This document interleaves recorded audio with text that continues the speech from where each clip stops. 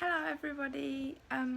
So I just thought I would give you guys an update, seeing as it's been like 5 weeks, 4 weeks since we actually, or I actually did another video informing of what was going on. A lot of change since then.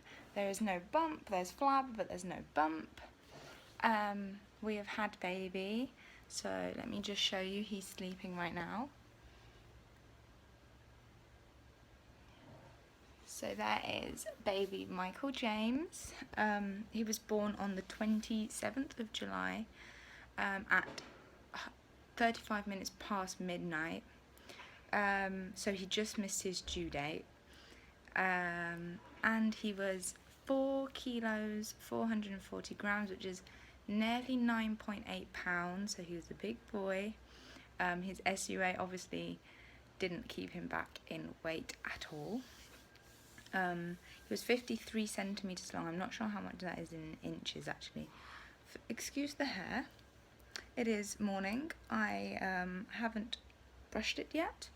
I have just put him down for his sleep and I'm about to have my breakfast. So yes, sorry. So I thought I'd tell you guys my birth story. Might be a long video, I'm sorry if it is. I'm just recording it quickly on my phone and uploading it, otherwise I will never get this done.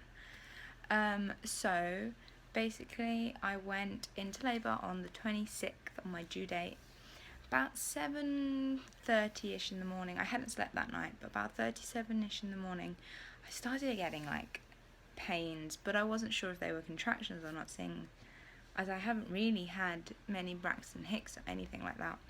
And I was told that when I have contractions I will double over in pain and I'll be like really in pain. So these weren't painful, they were uncomfortable but not painful.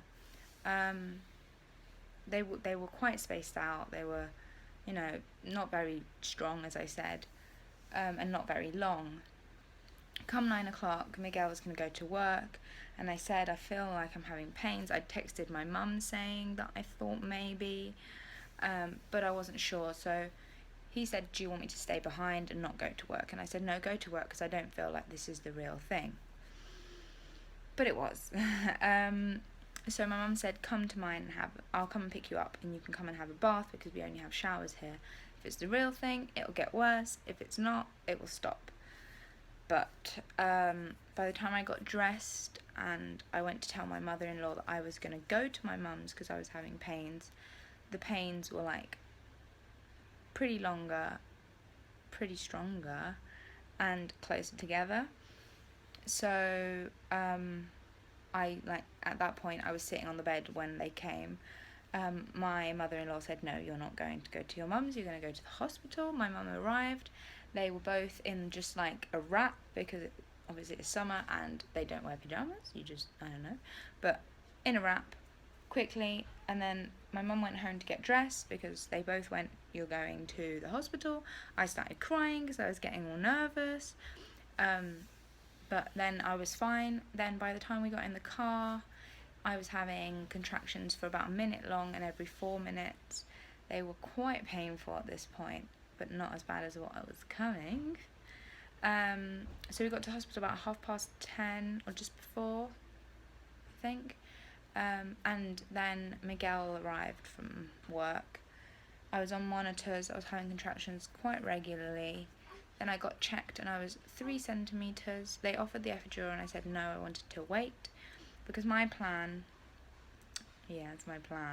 was to have an all-natural birth. No epidural, no nothing, no interventions. But things don't go to plan, obviously. So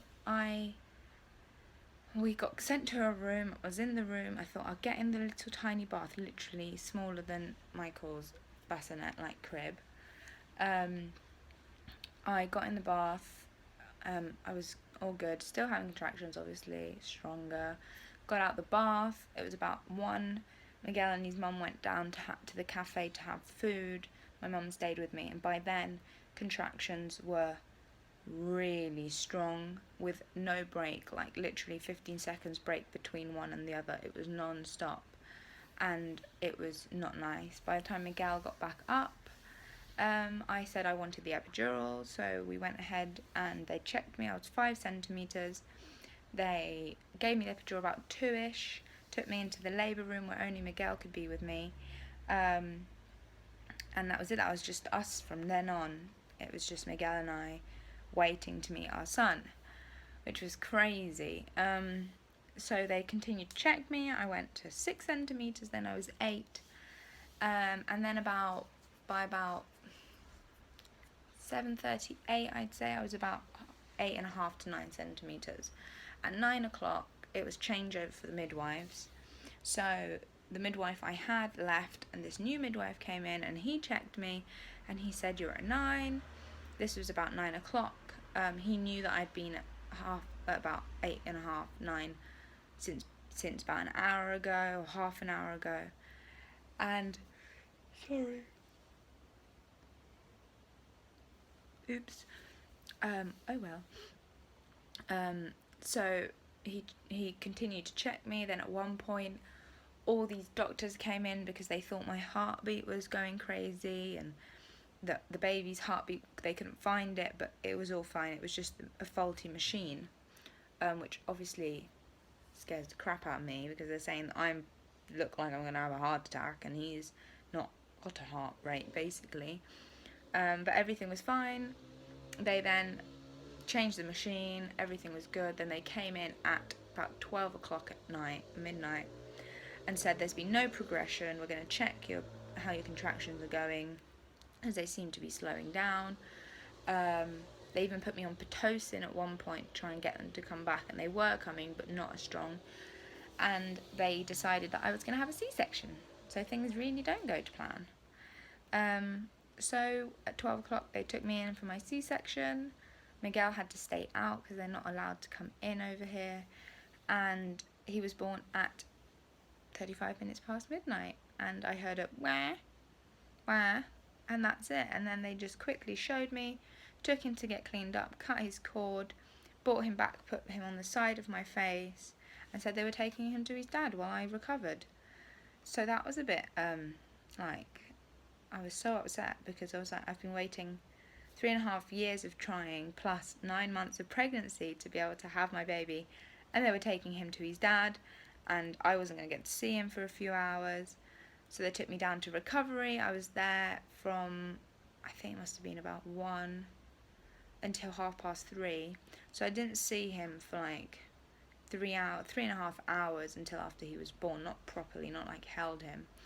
But I was happy that he was with his dad, having skin to skin together, just the both of them, which was lovely. And then at 4 o'clock I was taken to my room, just before 4, and then I got there and they weren't there, so I was demanding my baby and my partner. Where are they? I want them. Then they came, and we just fell in love again. Just seeing him with his son just made me so proud and happy. And then seeing my son just made me again proud and happy. And I couldn't wish for anything to have gone any different. I mean, obviously I would have liked to have a natural birth, but that was not going to happen with a 9-pound-8 baby that wasn't wanting to come out. So he's here, he's gorgeous, he's perfect, he sleeps really well. I am not breastfeeding because he wouldn't latch, and he had to go to the neonatal while we were there because he kept having reflux and everything he ate came out. But he's doing good now, and I am pumping. I pump every 3.5 hours. Roughly when he eats, I pump. So he has his bottle and then I pump, or I pump and then he has his bottle. And at the moment, we've got enough milk in the fridge for like 3 or 4 feeds. So most of his feeds now are breast milk, even though my milk took about 1.5 weeks to 2 weeks to come in. But it's quite normal when you've had a C-section because you've had a major op. So that's it for the update. I will do another video with him in it soon. Promise I will try my best to do videos. And just thank you very much for being there, for watching, for wishing us well. And I will see you soon. Say bye, Michael. I'm starting to stir.